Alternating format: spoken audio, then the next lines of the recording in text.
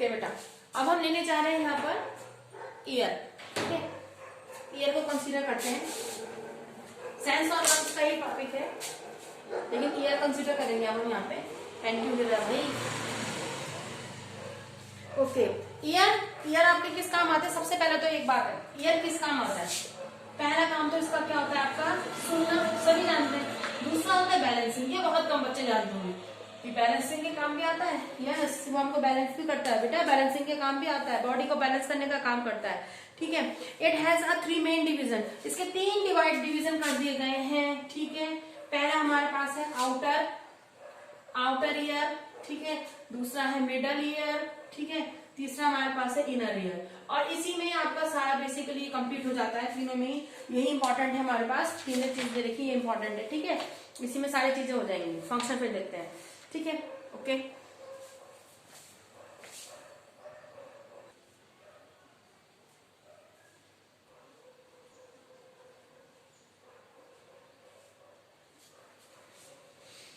Okay, next देखते हैं बेटा हम आगे।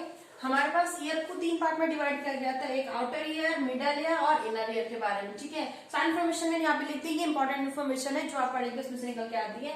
सबसे पहले आउटर ईयर में ये पिन्ना, ये कान का बाहर किसको हम पिन्ना बोलते हैं। इसका काम होता है कि ये एयर को रोककर क्या करता है, हम जानते हैं जो हमारे साउंड है उसको मीडियम की जरूरत पड़ती है। ठीक है, यानी वो एयर मीडियम से हमारे कान तक पहुंचती है, तो एयर मीडियम को रोकने के लिए क्या करती है, वो रोकने का काम करती है ताकि आवाज सीधे हमारे कानों तक इजिली पहुंच सके। फिर ये आउटर ईयर में आपका हो जाएगा ऑडिटरी कैनाल। ऑडिटरी माना होता है सुनने वाली कैनाल को, वो कहाँ पहुंचाती है? Air drum. एयर ड्रम को क्या कहा जाता है? टिम्पैनम कहा जाता है।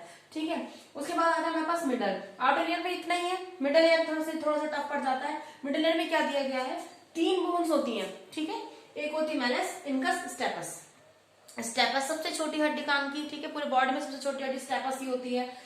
मैलस को हैमर भी कहते हैं, इनकस को एंगल भी कहते हैं, स्टेपस को स्टिपस भी कहते हैं, स्टिरप भी कहते हैं। ठीक है, और इन तीनों को अगर मैं कहूं, तीनों को मिला के क्या कहा जाता है? उसको कहा जाता है एयर ऑसिकल्स कहा जाता है। ठीक है, यहाँ पे हमारे पास यूसेचन ट्यूब भी होती है, वो कनेक्ट करती है क्या है आपके थ्रोट से। आपने देखा होगा हम दवाई कान में डालते हैं तो वो आगे सीधे कहाँ गले में जाती है ना। ठीक है, तो उसको कनेक्ट करने का काम होता है। यहाँ पे हमारे पास जो हैमर होता है वो आपका एयर ड्रम से कनेक्ट। एक्चुअली में तीनों हड्डियां कहीं ना कहीं एयर ड्रम से कनेक्टेड है।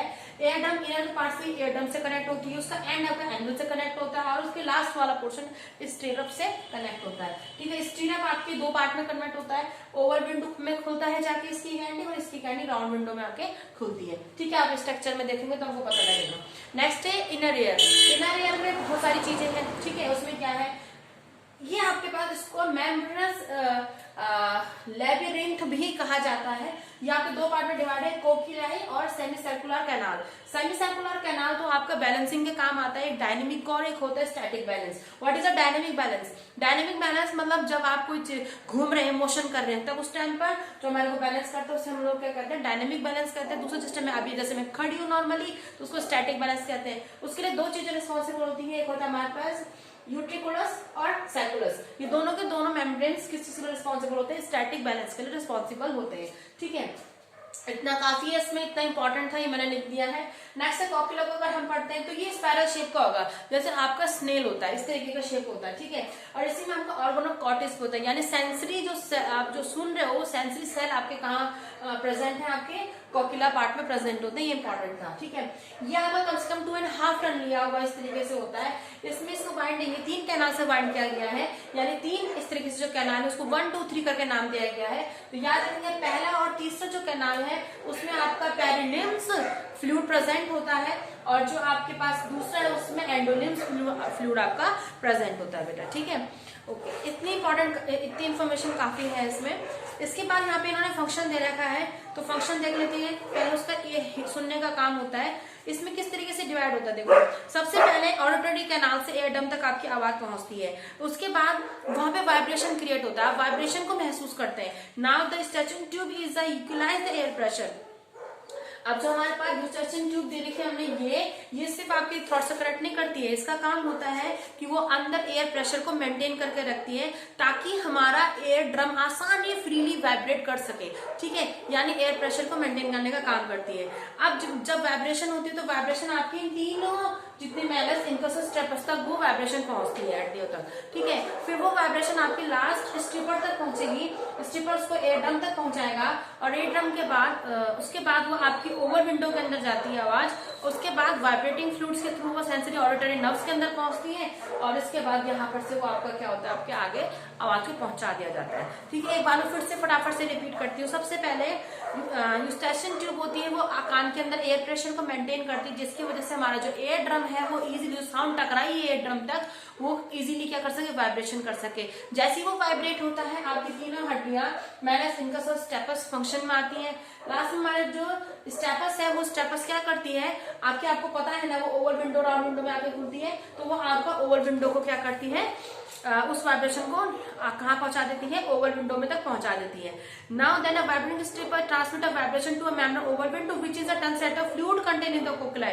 अब यहाँ पर से राउंड विंडो, ओवल विंडो से वो आपका जो फ्लूइड था ना आपका सेकंड वाला, इस तक पहुंचा देती है फ्लूइड में। ठीक है, अब वो फ्लूइड क्या करता है, मूवमेंट करता है। जैसे ही वो मूवमेंट करता है तो आपको पता है ना, यहाँ पे मूवमेंट करेगा तो आपके ऑर्गन ऑफ कॉर्टिस है वहां पे प्रेजेंट, तो वो सेंसरी उस चीज को क्या करता है, महसूस करता है। ठीक है, सेंसरी ऑडिटरी कैनाल उसको क्या करती है, एक्सेप्ट करती है, उसको कहाँ पहुंचाती है, फिर ब्रेन तक ट्रांसमिट कर देती है।